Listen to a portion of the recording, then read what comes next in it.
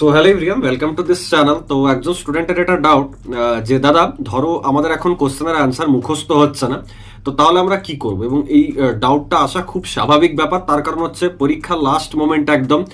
আর এই টাইমে কিছু পড়লে সেটা মেশিন লাগবে। অনেক স্টুডেন্টস আছে যারা কোর্স কিনেছে, যারা হয়তো আগে কিনেছে তাদের তো ব্যাপারই না, তারা ঠিক আছে, তারা একদম কনফিডেন্ট, একটু একটু ভয় করছে হয়তো, বাট ঠিক আছে, সেটা রিভিশন করলে ক্লিয়ার হয়ে যাবে।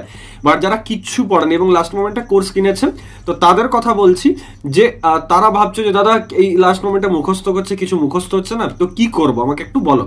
ব্যাপার হচ্ছে বোঝার চেষ্টা করো ভালোভাবে। দেখো, তোমার মনে হচ্ছে তোমার মুখস্থ হচ্ছে না। অনেক টাইম আমরা হয় না যে কোনো কিছু আমরা দেখছি, কোনো কিছু শুনছি, কিছু পড়ছি, আমরা হয়তো মুখস্থ টেন্ডেন্সি নিয়ে করি না, বাট বাই ডিফল্ট ওটা মনে থেকে যায়। এবং বাই ডিফল্ট মনে তখনই থাকে না যখন সেটা ভিজুয়ালি আমরা মানে ইমাজিন করি বা ভিজুয়ালি আমরা ওটাকে নিই। এটা হচ্ছে সব থেকে বড় পয়েন্ট। সেই জন্যই কোথাও না কোথাও আমরা পুরো প্ল্যানিং স্ট্র্যাটেজি ইউজ করে এই যে কোর্সেসগুলো আছে আমাদের, সেগুলোতে দেখবে প্রচুর কালারফুল, প্রচুর ইমেজেস, প্রচুর হয়তো ডায়াগ্রামস ইউজ করেছি, যেগুলো তো সত্যি পড়াশোনার দিক দিয়ে সেরকম মানে সেরকম ইউজফুল নয় বললে চলে, ঠিক আছে, মানে যদি একদম জেনুইনলি আমি বলি। বাট স্টিল দিয়েছি। কেন দিয়েছি?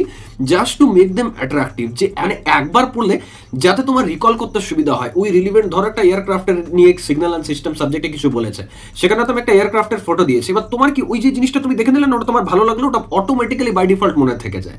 তো এই জন্য আমি বলবো এটা তো একটা রাস্তা হয়ে গেল, চলো ভিজুয়ালি। এটা ছাড়াও পড়াশোনার দিক দিয়ে তুমি কি করো, যে সব টপিক কিনা একবার হলেও রিডিং দাও, একবার হলেও রিডিং দাও, জাস্ট বোঝার জন্য। দেখবে ইজি টু আন্ডারস্ট্যান্ড ল্যাঙ্গুয়েজে কোর্সের সবকিছু দেওয়া আছে, ঠিক আছে, মানে ওর থেকে ইজিয়ার আর কিছু হয় না। এতটা লুসিড ল্যাঙ্গুয়েজে আমরা দিয়েছি, কভার করেছি ইচ্ছে করে, অনেক এফোর্টস লেগেছে ওটার জন্য, বাট স্টিল দিয়েছি যাতে তোমাদের বুঝতে সুবিধা হয়।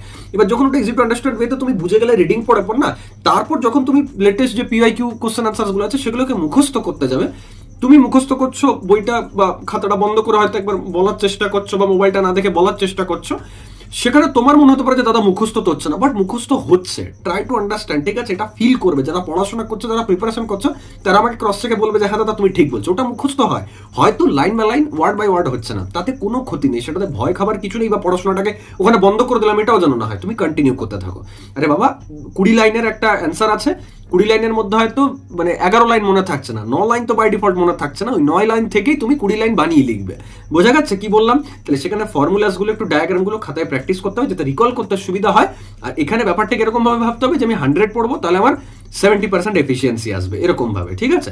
তো ভয় খাবার কিছু নেই, পড়ো সবাই ভালোভাবে। যদি নিজের কন্টেন্ট আছে সেটা ঠিক আছে, নাহলে আমাদের অ্যাপে তো কন্টেন্ট আছে, সেখান থেকে নিয়ে এবার পড়ো, ঠিক আছে। সৌরভ চক্রবর্তী প্লে স্টোরে অ্যাপ আছে। Thank you.